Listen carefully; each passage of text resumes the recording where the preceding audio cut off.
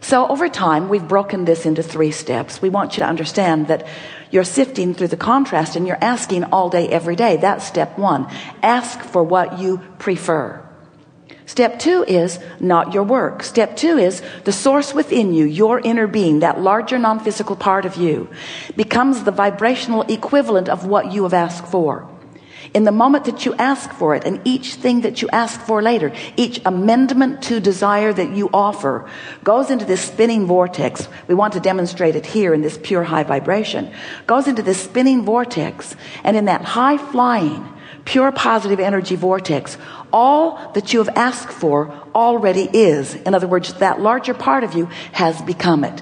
Now, this is where our physical friends get freaky, because it is so annoying to hear that everything that you want already is, because you want it to be is right here where you is. You want it to be here where you be. You don't want it to be off in some nebulous, non-physical, ghost-like atmosphere. We get that. But we just want you to know that the steps to the process are you ask and it becomes vibrationally first. And then you must find a way to be a vibrational equivalent to what you're asking for. But you don't do that easily, because you've been practicing your observation of what is with such intensity and with so much drama and trauma and with so many people telling you, can't you see what is? Can't you see what is? Can't you see what is? That it's hard for you to hear someone like us say, never mind what is. Instead of noticing what is, let what is have been the bouncing off place for what really is. And now you try to find vibrational alignment with what really is, and then it will really, really, really be what is. You must become interested in the vibrational reality that you've created, because if you're not aware of it and interested in it and practicing consistently the vibration of it, you cannot achieve your point of attraction. You cannot get your point of attraction moving with the same momentum, in the same vibration, with the same velocity of what you've asked for. And until you do that, it's going to bounce right out of your experience. It cannot come to you unless you are a vibrational match to it. So the big key is, how can I be a vibrational match to abundance when I'm living the absence of abundance? How can I be a vibrational match to clarity when I'm standing in a state of confusion? And the answer to that question is, you've got to understand that it's a vibrational experience, not an observational experience.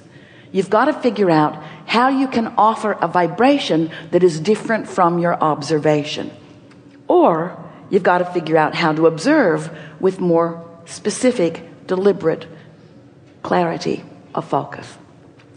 So that's what we'll be talking about here today. You are deliberate creators? Well, maybe. Sometimes. You are the creator of your reality? Absolutely. You create some of it by default? For sure. You have the ability to be deliberate in everything you create?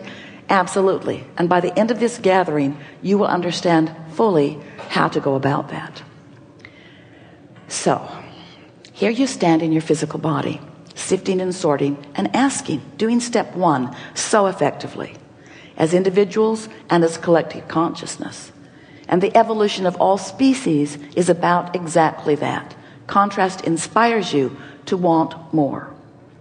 So source becomes vibrationally a part of what you have become, and establishes a vibrational frequency that you can never separate yourself from. And you can tell that that vibrational frequency exists because you have emotions that tell you that it does. When you feel elation, that's your indicator that you're right now in perfect resonance with that vibrational frequency. When you feel frustration, that's your indication that you are not in perfect resonance with that frequency, but you're not so far off from it.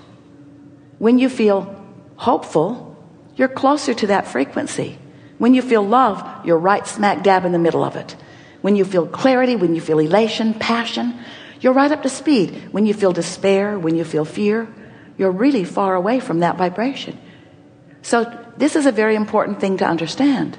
You've launched the rocket and it is part of you. And that source energy part of you from which you came who always holds you in constant awareness, is holding the vibrational frequency of your greatest becoming, of your furthest most expansion. But if you don't get up to speed and stay up to speed with that expansion, then you feel the gap. And that's what negative emotion is. So once you understand this, now it will be easier for you to understand how simple your work really is. It's so much more simple than you have believed it to be. You've been working pretty hard at life. You observe things wanted and things unwanted, and you sift them into piles. Don't want that. Do want that. And then you try to figure out how to get the wanted piles all around you and the unwanted piles further from you. But what most humans don't understand is that in this attraction-based universe, there's no exclusion. So every single time you give your attention to something unwanted and you say, go away from me, it comes closer.